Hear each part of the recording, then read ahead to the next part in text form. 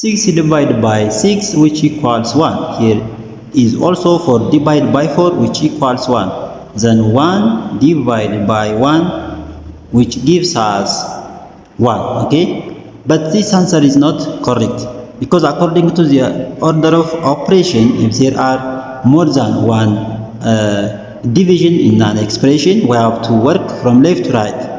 So in this expression there are 4 divisions. Okay, therefore according to the step we have to do this division first, next this division, and finally this division. If we do this division before this division or this division, it is wrong.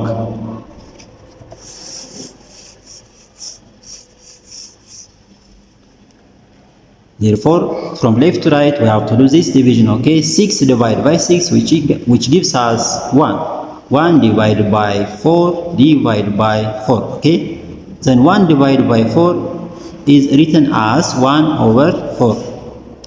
1 over 4 divided by 4.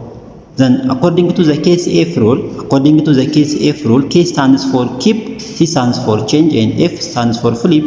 Therefore, we have to keep the first fraction. We have to keep this the first fraction and change this division into multiplication and flip the second number. Okay, 1 over 4. Therefore 1 over 4 times 1 over 4 which equals 1 times 1 which equals what? 4 times 4 which equals 16. Okay, therefore this is the final answer of this problem.